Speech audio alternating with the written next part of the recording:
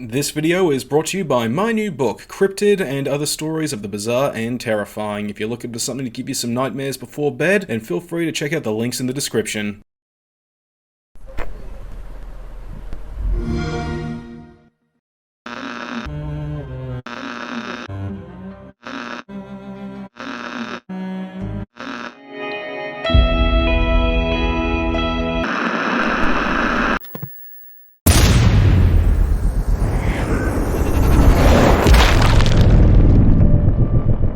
I've said it before and I'll say it again, I love the Sniper Ghost Warrior games. They've always been exceptionally flawed titles, but there's always been a glimmer of creativity and genuine fun that made them stick out to me. Considering how successful CI Games' cash cow has been over the years, I know I'm not the only one to think this. Especially after the success of the fourth game, Contracts, which has received its own sequel, which struck me as odd. Since the way Contracts was structured, it was primed and ready for expansions, yet it received none unless you count the multiplayer add-on. Which begs the question, how does Contracts 2 fare? Is it an improvement on the previous game's tight gameplay and design, or does it try to fix things that weren't broken and turn fried gold into fried lead? Well, sit back, relax, and pour yourself a drink, because I'm going to tell you how it is.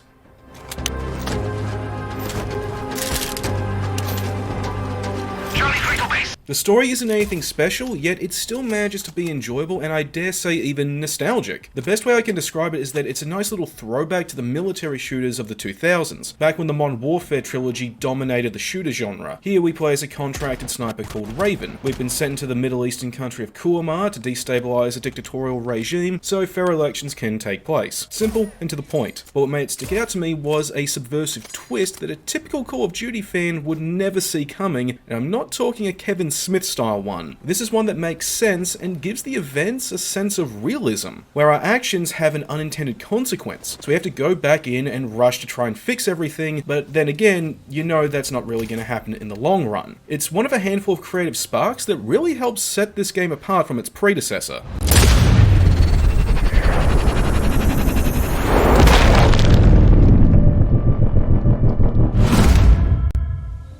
Now, if you compared the gameplay of Contracts 2, it's identical to the prior game at the core. The levels are divided into self-contained, open-ended maps with multiple objectives. Sniping involves leveling the scope in line with elevation, as well as wind resistance, and outside of sniping, your best bet is sneaking, with guns blazing being a last resort. As a result, Contracts 2 can feel more like an expansion to the first game rather than a standalone title.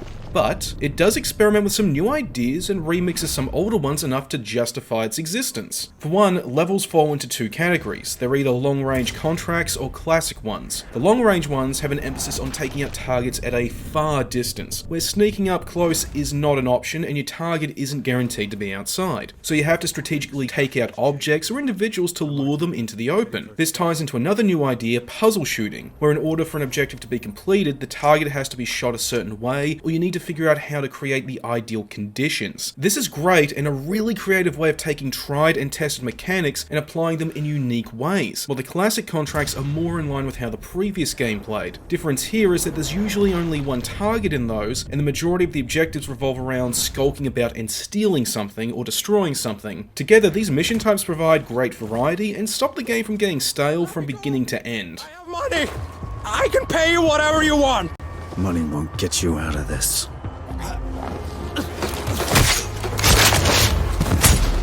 Control. Primary target is down. Do you have his keycard?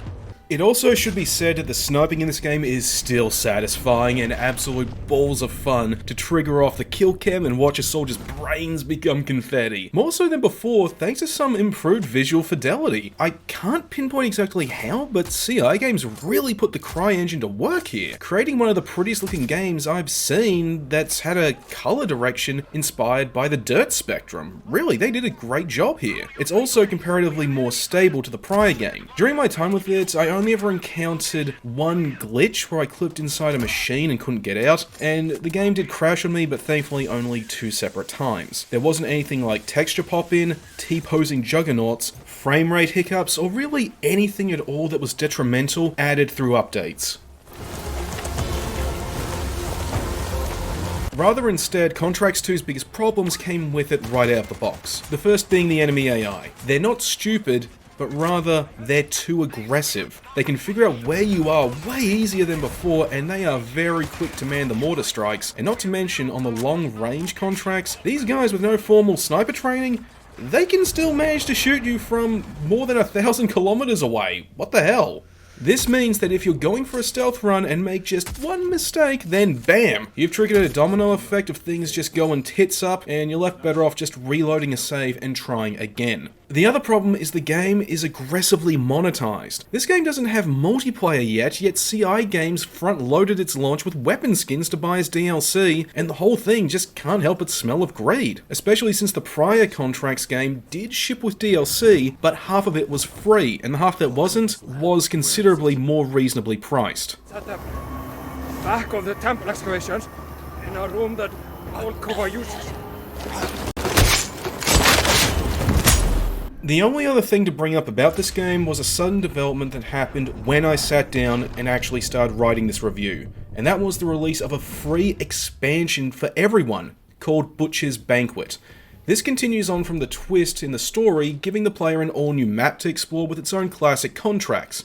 The map is far more intricate and complex to navigate than the ones shipped at launch, so it feels like you're exploring a maze of natural rock formations and ancient temples, which did get annoying at times since I kept losing my way or kept taking the wrong path when I thought I was heading in the right direction, but it was ultimately satisfying when I did organically figure out the correct path to get to an objective. They didn't really shake up the objective types beyond the usual 1, 2, 3, but they did apply them in creative ways, like a stealth objective where you have to steal a phone while avoiding killing a scientist.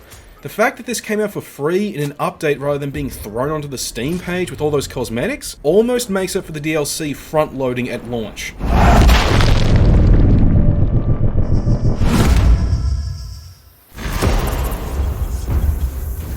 Zarza is down. Ultimately, Contracts 2 does enough to justify its existence as a full game, rather than a glorified expansion pack. The great sniping in the previous game is still here, with flashes of creativity that keep the game from getting too stale when things start to slow down, and not to mention, it's significantly more technically sound than the prior one. Regardless if you're a fan of the series or someone looking for something new to have fun with, this is a game I can wholeheartedly recommend. So give this stealth shooter a go and see how far it's come from its budget title origins.